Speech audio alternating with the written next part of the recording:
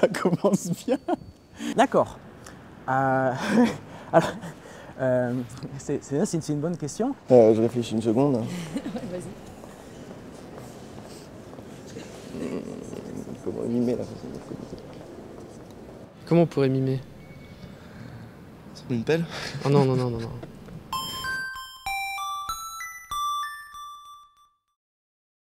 Donc on va dire le premier acte de communication, c'est un tout petit peu, pour moi, monopoliser la parole et être certain derrière qu'on va être plus efficace. Voilà. En tant que comédien, mon boulot, c'est pas de passer des messages, c'est plutôt de passer des émotions. Je ne sais pas finalement si l'artiste, plutôt que de délivrer un message, ne pose pas plutôt des problèmes.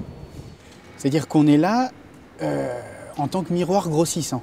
Si il y a des raisons de communiquer, pourquoi je vous parle à vous, pourquoi je le connais, pourquoi on se parle dans la vie, il n'y a aucune raison. Moi je pourrais rester chez moi et parler à personne et jouer du piano, mais à un moment donné, je pense que si j'apprends à jouer du piano, c'est pour que les gens m'écoutent, et si les gens écrivent, c'est pour que les gens les lisent, et c'est le principe de l'art. L'art n'existe qu'à partir du moment où il y a un spectateur.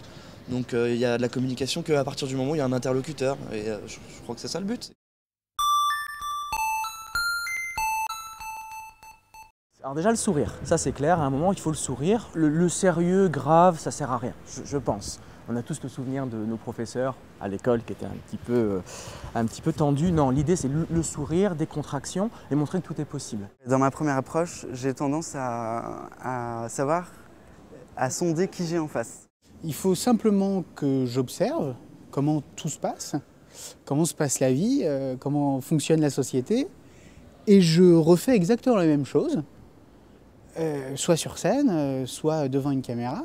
La technique que j'utilise quand j'ai un message difficile à faire passer, comme un reproche par exemple, en disant tout de suite « c'est pas grave » et je touche. Voilà. Et ça, c'est vrai que ça marche tout le temps, quoi. Ça marche tout le temps. Disons que ce qu'il faut déjà, c'est être debout en général, mais on peut aussi très bien s'asseoir, se rapprocher des gens. Il n'y a pas forcément besoin de cet espace vital. Au contraire, j'allais dire, je pense que la transmission, ça se fait quand on entre un petit peu dans la sphère de la personne. Voilà.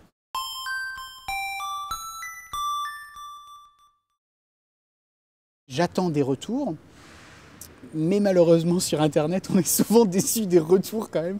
Quand on fait de la vidéo, c'est un peu une horreur, quoi. Certains artistes se foutent assez du retour et la donnée du spectateur, la donnée du public qui réagit leur importe peu. Moi je crois qu'elle m'importe véritablement. Donc, le retour est important, c'est à partir de ce retour-là que je vais essayer de faire parler la personne un maximum, de se désinhiber. Et puis moi j'apprends beaucoup de ça aussi.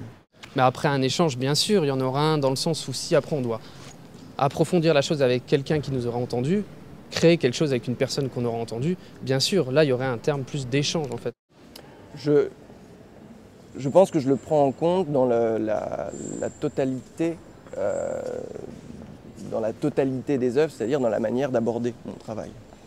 Il faut se protéger de ce qu'on risque d'entendre, parce qu'au théâtre, on doit revenir le lendemain, et on doit faire ça encore peut-être 200 fois, et si on n'est pas préparé à ça, au bout de 3 jours, on est sous Prozac, quoi.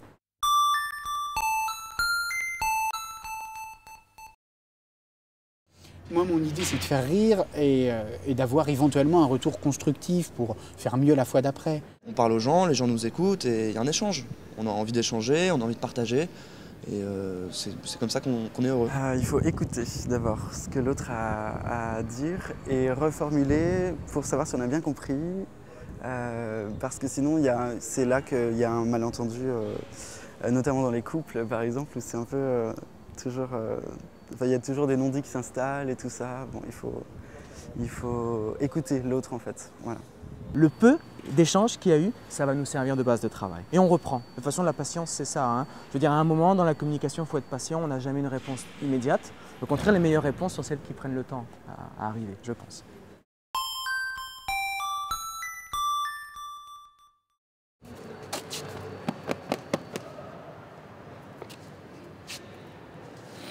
Voilà.